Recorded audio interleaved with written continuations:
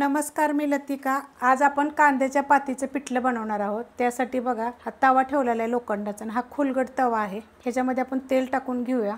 1 चमचा तेल टाकलेलं आहे। तुमच्या आवडीप्रमाणे कमी जास्त केलं तर चालेल, ना तर अर्धा तेल अर्धा तूप बी टाकलं तरी पिठलं छान होतं। तेल गरम झालेलं आहे आणि गॅस बारीक केलाय। तर छोटा अर्धा चमचा मोहरी, अर्धा चमचा जिरे, कढीपत्ता, ह्याच्यामध्ये बघा लसणाच्या पाकळ्या, 6 ते 7 लसणाच्या पाकळ्या, त्याच्यामुळे काय होतं पिठल्याला चव छान येते। 2 चिमूट हिंग पावडर आणि हे थोडंसं जिरं आणि हिरवी मिरची मी कुटून घेतलेली आहे। 6 मिरच्या आहेत ह्या, तुम्ही तुमच्या तिखटाप्रमाणे कमी जास्त केल्या तरी चालते। आता ह्याच्यामध्ये थोडीशी हळद टाकायची आपल्याला। असा लसणाचा कलर चेंज झाला का नाही की मग ह्याच्यामध्ये आपल्याला कांदा टाकायचा। तर एक छोट्या आकाराचा कांदा घेतलेला, असा मोठा मोठा कापून घ्यायचा, कारण तो खाताना आपल्याला दाताखाली आला पाहिजे, छान लागतं मग तसं पिठलं। तर कांदा चांगला आपण भाजून घेऊया। कांदा भाजलेला आहे, त्याच्यामध्ये 1 चमचा बघा असं शेंगदाण्याचं कूट असं मोठं मोठं कुटलेलं आहे। तुम्हाला आवडत असेल तर टाका, नाही टाकलं तरी चालेल, पण त्याच्यामुळे काय होते चव छान येते। आणि 1 मूठ कांद्याची पात बघा, अशी जास्त बारीक नाही कापलेली, थोडीशी अशी मोठी मोठी कापलेली। आता हे पण थोडंसं आपण परतून घेऊया।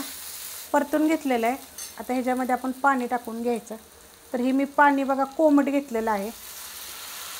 तुम्हाला किती पिठलं पाहिजे त्याप्रमाणे पाणी टाकायचं आणि त्याप्रमाणे साहित्य थोडं थोडं वाढवून घ्यायचं। मग आता ह्याच्यामध्ये आपण चवीनुसार मीठ टाकून घेऊया आणि हे उकळून देऊया। बेसन पीठ घेतलेलं आहे, तर ह्या चमच्याच्या मापाने 3 चमचे घेतलेलं आहे। ह्याच्यामध्ये पाणी वतायचं। काय होतं माहिती आहे का, मला भरपूर वेळा अशा कमेंट येतात की मी पिठलं केलं तर गाठी होतात। तर काय करायचं, खालीच असं कालवून घ्यायचं, म्हणजे गाठी होत नाही त्या। पीठ बघा कालवून घेतलेलं आहे, अशा पद्धतीने एकदम पातळ कालवून घ्यायचं। आणि कसं आहे माहिती आहे का, पिठलं डाळ आपण काय करायची, चण्याची डाळ शक्यतो आपण आणून ना चक्कीतून दळून आणायची, त्याचं चवदार असं मस्त असं होतं बघा। आता हे बघा उकळी फुटलेली आहे, तर ह्याच्यामध्ये कोथिंबीर टाकायची, जरा जास्त टाकायची। पिठल्याला कधी पण ना कोथिंबीर ना असली की नाही की छान लागते चव। आता ह्याच्यामध्ये हे आपण जे पीठ कालवलं होतं हे ओतून द्यायचं बघा, असं अशा पद्धतीमध्ये, आणि हलवायचं। बस, गाठी होत नाही तर काय नाही ते। गॅस मिडियम आहे आपला, मिडियम गॅसवर करायचं, तुम्हाला किती पाहिजे त्याप्रमाणे करायचं। आता हे काय होतं माहिती आहे का, लोखंडाच्या कढईमध्ये तर गॅस बारीक करते, लोखंडाच्या कढईमध्ये थोडंसं काळसर कलर येतो ह्याला, एकदम पिवळा होत नाही, पण ह्याच्यात 1 नंबर लागतं। तुम्ही करून बघा, चांगलं शिजवून घ्यायचं बघा। आता हे जसं शिजेल तसं घट्ट होतं, तुम्हाला पातळ पाहिजे असलं तर अजून पाणी टाकायचं।